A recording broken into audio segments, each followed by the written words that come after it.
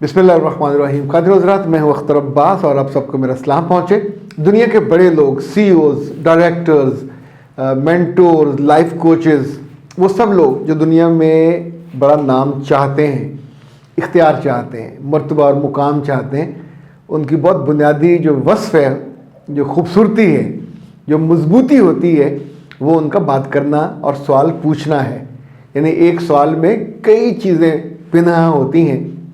America में एक institute है, राइट क्वेश्चन इंस्टीट्यूट, कि आपको सिखाया इस बात का जाता है कि असल और राइट सवाल कैसे करना है। वैसे तो जो दुनिया का सबसे बड़ा मुफक्कर था रोम का, अरस्तु, वो भी कहता था कि बोलो के पहचाने जाओ। इसी तौर पे हमारे यहाँ अल्लाह के रसूल सल्लल्लाहु अलैहि वसल्लम का हुक्म है कि सवाल पूछना आधा इल्म है। हमने इसी मौजू पे एक ट्रेनिंग वर्कशॉप का एहतमाम किया है। ये 2 फरवरी को होगी लाहौर में, और तफसील पीछे देख लीजिए। जो जो इसमें इंटरेस्टेड हो, पहले जो 5 उन्हें कहते हैं अर्ली बर्ड्स जो रब्ता करेंगे, ख़वातीन हज़रात दोनों, उनको 20% स्कॉलरशिप भी अवेलेबल है। स्कॉलरशिप का मतलब होता है किसी ने स्कॉलरशिप दिया तो आपके उसमें फ़ीस में वो ऐड हो जाएगा 20%। ओके ना। दूसरी खबर ये है कि 4 फरवरी को इंशाल्लाह I would be in Islamabad. So Islamabad में जिन लोगों ने मुलाकात, एक दोस्त हैं उन्होंने, मेजर साहब, उन्होंने पॉडकास्ट का कहा हुआ है, उनके लिए वक्त निकालूंगा और 3-4 घंटे मेरे पास होंगे जिसमें हम काउंसलिंग के लिए टाइम निकाल पाएंगे 1 बजे से 4-5 बजे तक। सो इस्लामाबाद वाले, जो पिंडी वाले, जो आसपास वाले 4 को मिलना चाहेंगे, 0327468746 और 03009468 पे अपना टाइम अपॉइंटमेंट कंफर्म करके फ़ीस जमा करा के उसे कंफर्म कर लीजिए। तीसरी खबर ये है कि यकम को आई वुड बी इन चिश्तियाँ। पूरी फैमिली हम जा रहे हैं।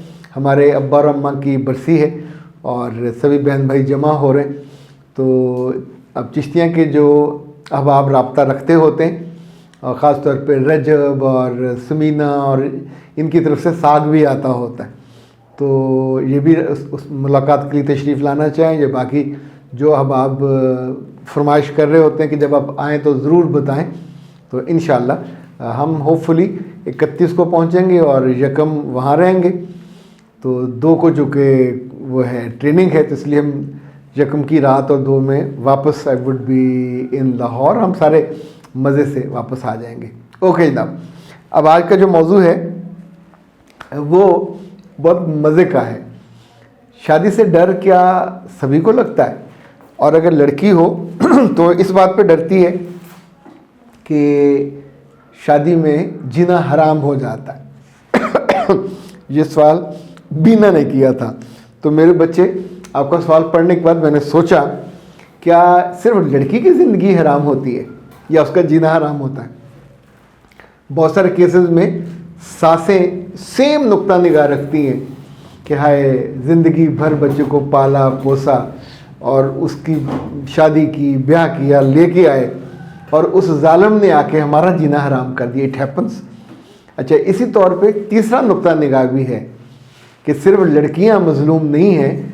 बाज़ केसेस में वो लड़के जो ज़िंदगी में फ़ैसला करने के अहल नहीं हैं, जो बेबी मदर्स बॉय हैं और ममाज बॉय हैं, उनकी ज़िंदगी सबसे ज़्यादा ख्वार होती है, बल्कि हराम होती है। वो 2 चक्कियों के जो पार्ट होते हैं ना, उनके बीच में पिस जाते हैं, रोज़ उनका आटा बनता है। उन्होंने ज़िंदगी को कभी तवाज़न से जीना सीखा ही नहीं होता, और तवाज़न का उन्हें इल्म भी नहीं होता।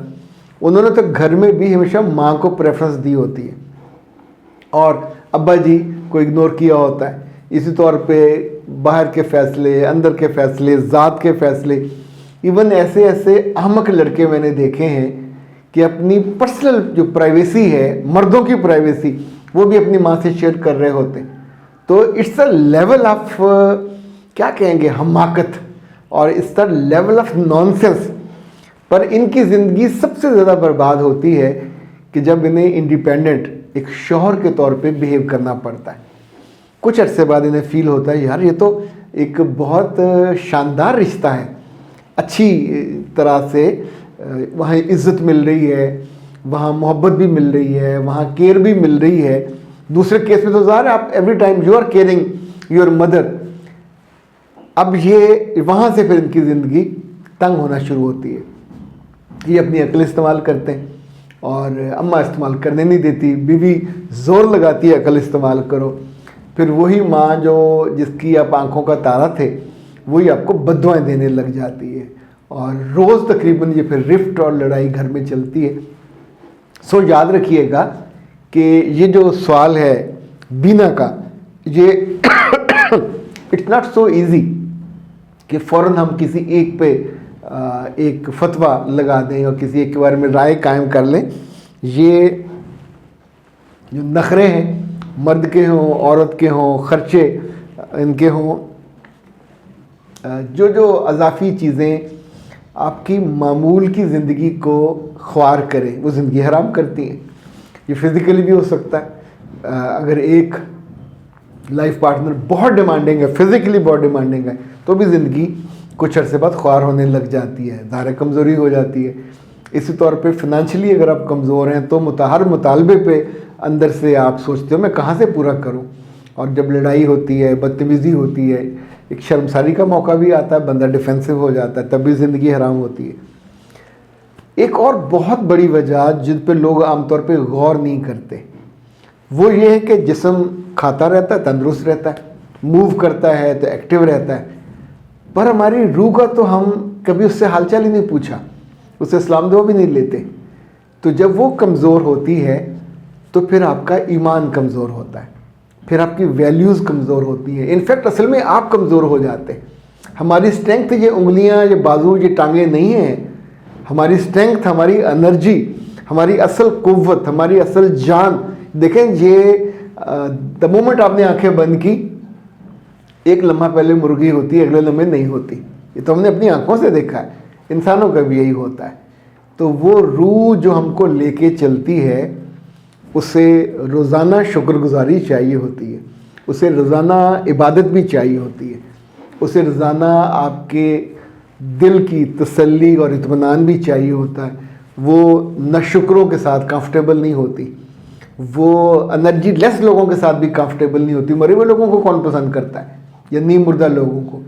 तो उनकी ज़िंदगियाँ जो फिज़िकली तंग होते हैं, जो स्पिरिचुअली तंग होते हैं, जो फिनंशियली तंग होते हैं, और बहुत से लोग हैं उनकी ज़िंदगी भी हराम होती है जो लोगों से मिलने में एतराज़ करते हैं। They are not comfortable with the new people, even with the people जो उनके आसपास होते हैं, वो उनसे बात करने में, कम्युनिकेट करने में।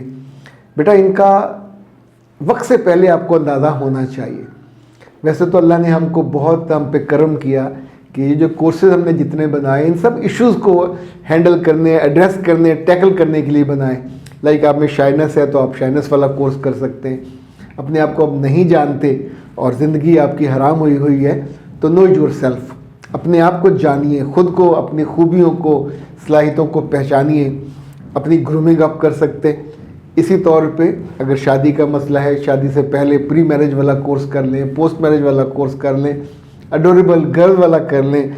ज़िंदगी में बहुत आगे जाना चाहते हैं, लीड करना चाहते हैं तो विनिंग एटीट्यूड वाला कर लीजिए।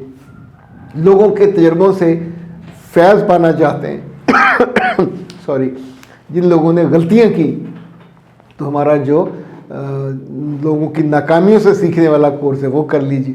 सो 14 कोर्सेज हैं, 14 विंडोज़ हैं जो ज़िंदगी की हमने आपके लिए खोली हैं ताकि आपकी ज़िंदगी हराम ना हो और आपकी ज़िंदगी हलाल हो और बहुत अच्छी चले।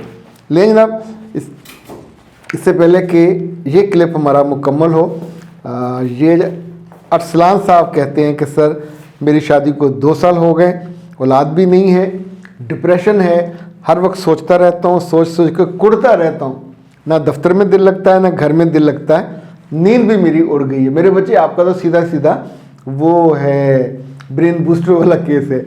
ब्रेन बूस्टर के साथ आप सुकून भी मंगवाइए और ये 2-3 माह इस्तेमाल कीजिए। साथ कोशिश करें कि जो आपका असल मसला उसको टैकल करें, उसको हैंडल करें, टेस्ट वेस्ट कराइए, फिर मुझे दिखाइए। तो ये ब्रेन बूस्टर और सुकून मंगवाने के लिए 0341657826 पे कॉल कीजिए और वहाँ से ये मंगवा लीजिए। अख्तर अब्बास को दीजिए इजाज़त। अस्सलाम वालेकुम।